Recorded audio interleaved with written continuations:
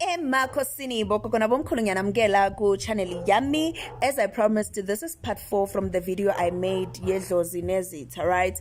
So continuation. How?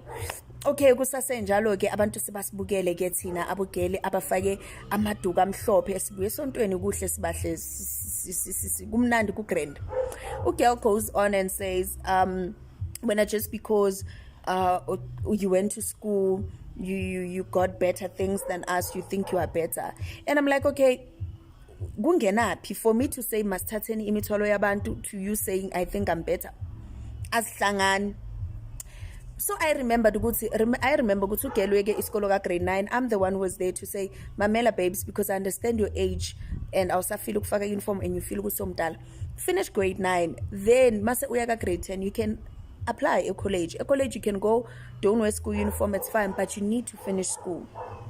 Okay, so manje ngiyabona abantu babukile sekuyimi umuntu o wrong, sekuyimi umuntu oyislima, yazi umuntu maseka kufakela amehlo sekugcwele nje. So I'm like, babes, isikolo singenaphi lana, it's not my fault that you wayekela isikolo ka grade 9. Girl, wathi oh anginandaba futhi uzofela nokufela lesikolo ngeke usicede. I'm like, child, mina that time I volunteered during June holidays. I managed to score myself a job, just that I did not tell you guys. So isikolo ngizosiceda kamnandi futhi. And ukhumbula ukuthi evarsity, once you're done, you take all your things and you apply for graduation day. I'm like, no, ngicedile mina, I've applied, I even got an acceptance, so I'm graduating. That time it was December, so I'm graduating Feb. It was Feb or April, yeah. I'm graduating, so I'll invite you to my graduations. Mina fail man's in the oil. Ithe ngisho njalo ngivove wes. Athi usanendaba nokufela, ngeke ufike nakulawo ma graduation ngoba uzofa nokufa before. Guys, yazi umuntu makakhuluma ubolalela yayizwa wishilo emphakathini, but I still did not pay attention. I thought she's just saying things out of ukuzwa ubuhlungu, so I didn't pay much attention ukuthi ngizofa. So mina ngoba I'm a child who believes in God, I'm like, mamela la angeke ngife mina. The God that I serve is very powerful. Undlula ubumnyama, undlula uSatan. uSatan cannot decide my destiny. uNkulunkulu, if I'm supposed to die, I'm gonna die, but ngentando yomuntu noma ngentando kaSatan, I will never. Basibukile abantu bayashutha, ayibonina wena ungasho kanjani umntana esonto, abomama abandlulayo nabobaba abadlulayo, bathi ayibo yabona that's why isonto ngalifuni abantwana besonto cabanga yini. Inhliziyo yami ibhlungu. I get home, I tell my mom ukuthi ayibo 1 2 3 happened. Mama mathi, you know what, angisamthembi lo mngani wakho, you know, be careful people you bring to your circle, you understand, because other people are there but they are actually fans. Yabo, they are actually fans. Awubajabulisi, yes, bangahleka nawe kube happy kube mnandi, but in actual fact they're not happy. Sharp. This one time, I'm never late. Esontweni mina, I'm never late. I'm never late, child.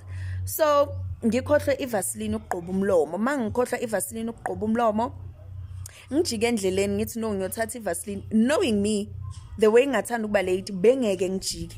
Bengizothi kunokuthi ngibe late for vaseline into okugqoba umlomo, hayi ngiyahamba mina ngizothola phambili mangifika umuntu ohleli phambi kwami ngizothi hey ngicela into okugqoba umlomo ngigqobe, that's it, ngijikele la. Mama mathi hayiwo wena ulate ubonile, ngithi athi ujikela uvaseline nje, ngithi uthi ayifani nawe uze uyahleka. That time angifike ngithatha uvaseline fast ngiphume. I'm wasting time ngisakhuluma nomama. The way I was so chilled that day, that's when God protects you. Listen to your intuition. About intuition yakho ya protect. Mathi ungayi. I arrive late. Mangifika late ngiyangena kesonto lingenile. Wonke umuntu sekahleli yabo, so ngihlale la ngihlala khona kushumayelo kenzweni.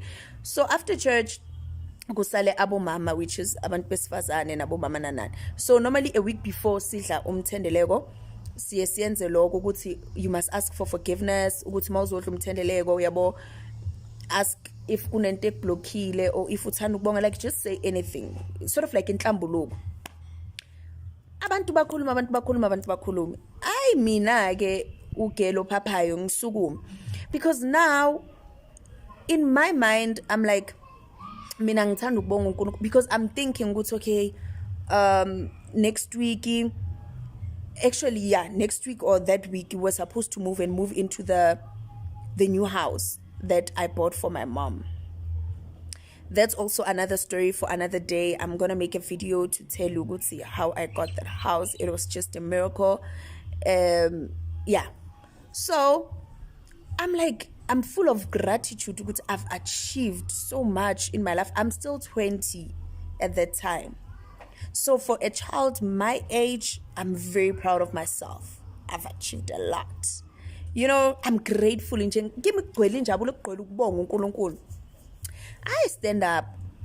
Yabo, abanye bayasukuma vele bathi hayi mina if kunomuntu engimkhubile nana, I stand up. I'm like, ngithanda ukubulisa bonke abomama itulo zabo ngokulandelana kwazo. Mina nje I don't have much to say, but I'm full of gratitude. Ngithanda ukubonga nje uNkulunkulu ukuthi ungibusisile. I don't even mention ukuthi I bought a house, because I felt I didn't want people to know. Yabo, esontweni especially.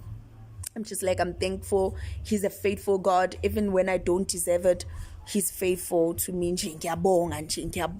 Yo, with a smile. Yo, mangiceda ukusho njalo. Phakamugelo uphakemela le ngibona ngelihlo, ngibona ngeside uthi nanya athi ya uyabona wena uyangidina wena, nali le demon liyaziveza futhi, wena uyangidina. Yabona futhi namhlanje nje bengizitshelile ukuthi ilanga lami nawe, yabona nje if awufikanga late athi bekaplanile ukuthi ufuna ukungigwaza ke namhlanje, uyongigwaza esontweni. Yeah. If you want the devil, you'll find the devil at church. The devil is at church. So I'm there thinking to myself, child, ngishe ngafa. So I'm like, what? Girl.